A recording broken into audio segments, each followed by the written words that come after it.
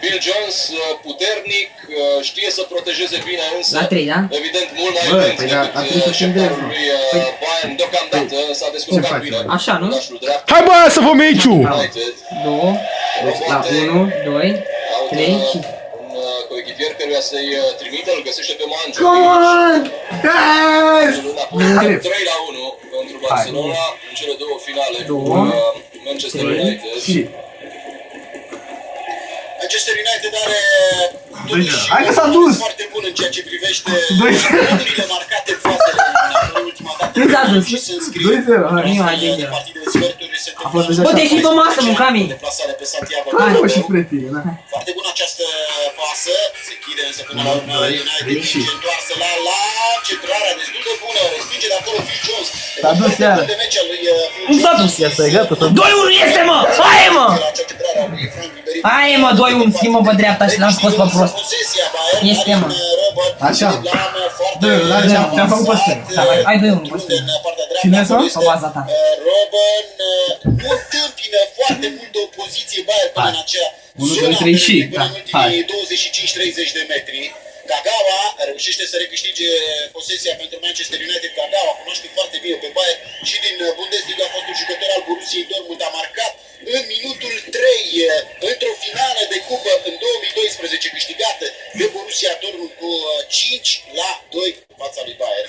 A fost anul de glorie al Borussiei, care a reușit să câștige și titlul atunci. Următoarele două sezoane a jucat Bayern München. Hai, mă, e gata! Agitat pe margine, e normal să fie așa. Echipa sa cu eventuală calificare în semifinale. Băi, ia mâna de acolo! Cel puțin pentru moment. La fizic! Urmele unui sezon nereușit. Aul, băgați-i în pula măta! Să vadă pe înregistrare. Greșeală de pot. Foarte departe de Arsenal. Care reprezintă presiunea lui Everton. Acum, fosta echipa lui David Moyes pune mare presiune pe tunari. Și nu poate fi măcar o urmă de regret al David Moyes, că n-a mai stat un an de zile la Everton. E o echipă până la urmă construită, e un proiect făcut cu David Moyes. Dar stai mă că nu e 3-1, de fapt e 4-0, că tu nu mai ai pus asta. David Moyes deocamdată mi pare că s-a grăbit măcar un sezon. O să vadă pe... La Manchester United, l-a grăbit Ferguson, care și-a anunțat retragerea. Mandzukic acum, de unul singur croatul, atinge mingea cu mâna, lasă însă Jonas Eriksson să continue. Maria Vidic, cu o diagonală spre Valencia.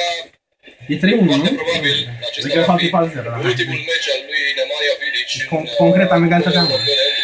Da, nu sunt. S-a înțeles deja cu Inter, la care va merge din vară pentru a juca. Hai, mă, 3-2! Pentru că Inter, Băi, ce faci, bă? Ce? N-a fost arbitru, n-a văzut și nimic. n-are șanse să prindă Hai, mă! 3 ocupat de Napoli. 3-2. Recuperează cross, pasa este pentru Robben, să vedem continuarea. Nu a atacat acolo 6 metri Mandzukic, dacă ar fi făcut-o mai devreme, Robben ar fi pasat. Robben cu stângul. Aoleu, cum a fost! Alături. Hai bă! Decisiva, pentru egal sau nimic, tot sau nimic acum. Șutat destul de bine. A trecut destul de Hai, aproape. mâna, mă, mai pot. Acolo și... Păi zici la ăla că-i puhaf, ce să-i faci? Este, mă, 3-3, hai, mă! Hai, mă, 3-3! Stai, mă, arăt ce faci. Păi, stop. Nu, bă, ne pune stop. Thomas Müller era liber. Acolo, 1, 2, 3 și... 6 metri. Rămâne 0-0 la München, în Bayern, Manchester United, un scor la care campioana Europei este calificată în semifinale. Dante se lovește de opoziție lui Valencia. Vorbeam de acele declarații ale lui Pep Guardiola dinaintea partidei. Parte echipa lui Manchester United, dar în United Uite, Ferguson nu era așa o echipă misterioasă. Vorba mai degrabă de rolurile pe care trebuie să le îndeplinească fiecare jucător, pentru că așa din lotul lui Manchester United cam oricine ar putea să ghicească cine joacă. Este, mă! Ia la mână, Ribéry! Thomas Müller pentru Frank Ribéry, așteaptă Gheoțe la 16 metri, foarte bine, însă pasează Ribéry pentru Arjen Robben. Are intensitate. Acest atac al lui Bayern. Hai, mă, gol! În blocaj, însă nu prea avea alte soluții acolo. Hai bă-l puiască, mă săturăm, îmi doare mâna. Filmăm de 5 minute. Nu mă pula, nu poate să mă pune. Dacă ar fi trecut de Trebuie să mă Păi pune-l tu atunci. Nu m-a pus niciodată. 3-3, dacă eu am porții, Toni Kroos, Păi pune-l odată tu și gata.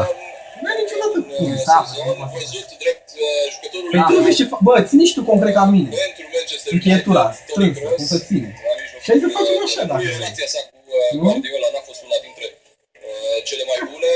Are alți preferați. Tehnicianul lui Bayern însă apelează la Kroos din lipsă Când crezi că nu mai duci, o întorci. de sensibil totuși pentru Bayern, ca și club, pentru că Bayern își dorește să promoveze și jucători. Hai, mă! Hai, mă! Am câștigat 4-3. Abandon.